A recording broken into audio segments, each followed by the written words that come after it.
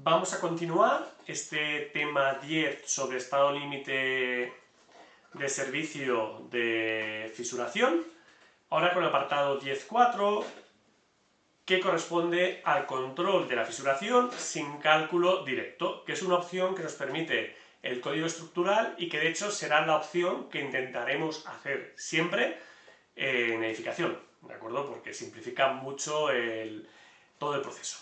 Entonces, bueno, está muy relacionado con lo que hemos visto anteriormente, pero vamos a entrar ahora a verlo en detalle. En primer lugar, para losas de hormigón armado y pretensado en edificación sin axiles de tracción significativos, no se necesitan medidas específicas para control de la fisuración si el canto es menor o igual a 20 centímetros y se siguen las disposiciones de armado del apartado de detalle de armado 9.3 para losas de anejo 19 del código estructural.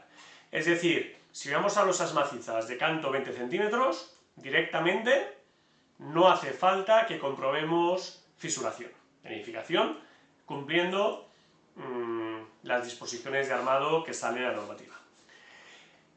En caso contrario, habría que calcular la abertura de fisura, que sería el caso general, según el apartado 734.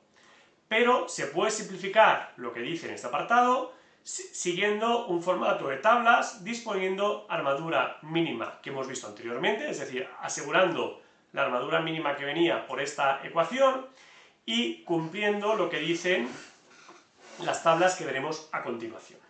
Entonces, para fisuras debidas fundamentalmente a cargas, que será lo que más trabajaremos en este curso, debemos cumplir o la tabla del diámetro máximo o la de separación máxima de las barras.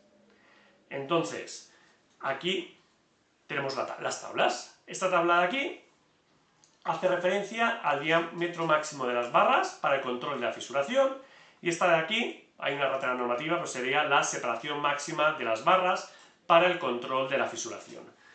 Para fisuración que viene por cargas, basta que cumplamos una de las dos tablas. Entonces, aquí tendríamos la tensión del acero con una nota 2, que la nota 2 dice bajo la correspondiente combinación de acciones, y habíamos visto que para hormigón armado hay que limitar la combinación cuasi permanente. Entonces, calculamos el momento flector en combinación, las tensiones para el momento flector en combinación casi permanente, con la hipótesis de sección fisurada. Podríamos hacerlo, pues por ejemplo, como hemos dicho aquí, el momento flector para combinación casi permanente, en este caso, dividido 0,8D por A sub S, nos darán las tensiones en el acero de forma simplificada. Y, por ejemplo, si esas tensiones valen 240 newtons milímetro cuadrado, puede ser perfectamente para combinación casi permanente. Entonces, la separación máxima de las barras, si queremos asegurar para un ambiente no agresivo una abertura de fisura de 0,4, pues tendríamos que separar las barras como un máximo 25 centímetros. Para un ancho de fisura 0,3, sería bastante general en edificación, pues la máxima separación de las barras sería 20 centímetros, y si vamos ya a un ambiente más agresivo, pues 10 centímetros. En una viga, asegurar estas separaciones, pues no es complicado, y cumplir estas separaciones ya nos exime del control mediante el cálculo de abertura de fisura, con lo cual es bastante recomendable. También, en caso de no cumplir esto de aquí, bastaría cumplir el diámetro máximo de las barras, que por ejemplo nos podría servir en losas. También, si la tensión del acero, vamos a decir que es 240 newtons milímetro cuadrado en la combinación cuasi permanente, pues el diámetro máximo pues podrá oscilar entre 20 y 12 milímetros en función de la abertura máxima de fisura que necesitemos dependiendo de la clase de exposición. Por lo tanto, si podemos cumplir una de estas dos tablas, en caso de tener fisuración debida fundamentalmente a cargas externas, ya cumpliríamos el estado límite de servicio de fisuración. Y los requisitos, pues bueno, sobre todo para hasta anchos de fisuración de 0,3, pues van a ser relativamente sencillos para el caso común de edificación. Este diámetro de aquí, de las barras, nos dicen que hay que corregirlo pues a flexión en función de esta fórmula que tenemos aquí. Lo que nos da esta tabla sería este diámetro de la barra del acero con un asterisco.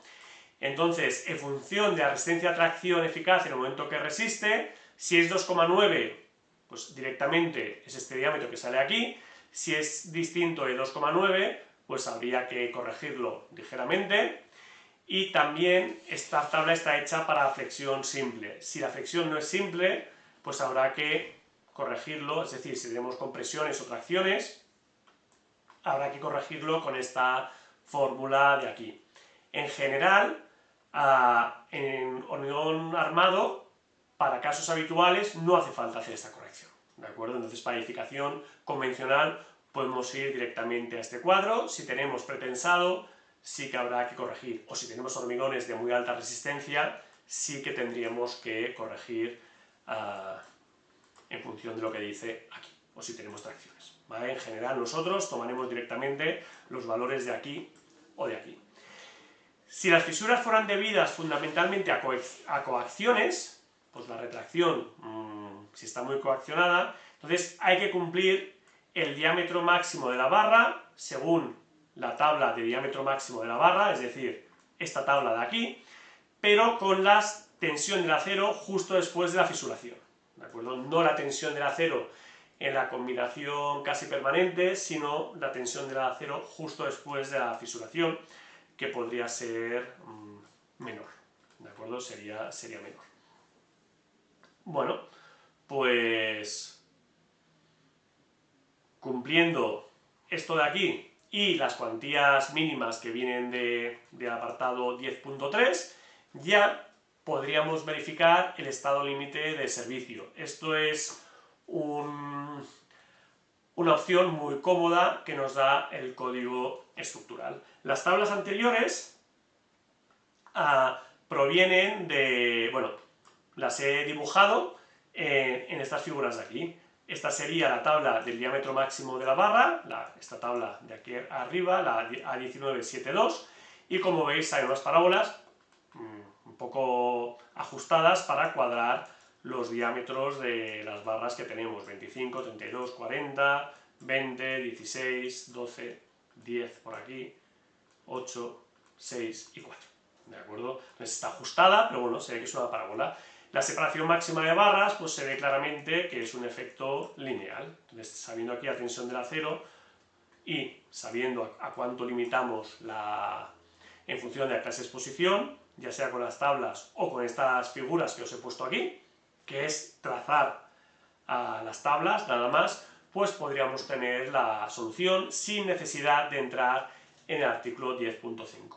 Además, nos dice el código técnico, el código estructural, perdonad, que para cantos de vigas superiores a 1000 milímetros, es decir, hasta 1000 no haría falta, pero para cantos de vigas superiores a 1000, en las que la armadura principal se concentra en una pequeña parte del canto, se debe disponer una armadura de piel adicional para controlar la fisuración. Es decir, nos exige la armadura de piel para cantos superiores a 1 metro. Se distribuirá uniformemente entre el nivel de acero en tracción y la fibra neutra, siempre dentro de los cercos. Es decir, si la fibra neutra va a estar por aquí, pues nos hacen poner una armadura de piel, que siempre la pondremos, como está aquí, dentro, en el lado interior de los cercos, no en el lado exterior.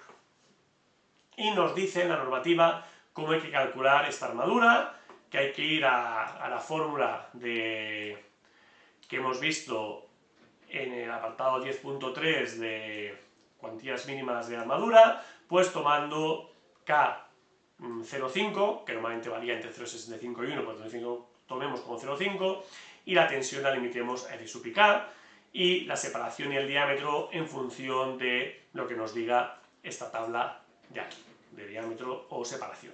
Bueno, a ver, yo creo que no hace falta tampoco ponerse a calcular, cuando uno calcula a mano, todo. Esto es una armadura de piel para control de fisuración, y yo os aconsejaría que la podamos colocar para cantos superiores a 1000 milímetros, tal como decía la guía de aplicación del HE. Esto es un recordatorio, ya no es normativo, pero nos dice, pues en función del ancho del alma, la armadura de piel, pues si el alma es de menos de 15 centímetros, cojamos barras del 8, si el alma es de más de 30 centímetros de anchura, cojamos barras del 12, y si el alma está entre 150 y 300, cojamos barras del 10, y que la separación pues esté entre 100 y entre 10 centímetros y 25 en función de la resistencia del hormigón y la abertura máxima que queramos controlar. ¿Vale? Entonces, con un poquito de sentido común y estos límites de aquí, no hace falta ponerse a calcular tal como nos dice en la instrucción, que si hay que hacerlo, o el código, si hay que hacerlo, se hace, pero podemos simplificar. Y bueno, y con esto, este apartado es muy importante porque intentaremos aplicar siempre lo que nos vienen de estas tablas de aquí para no tener que calcular, y si hay que calcular, pues ya pasamos al apartado 10.5 en el siguiente vídeo sobre el cálculo de la abertura de fisura. Gracias por vuestra atención.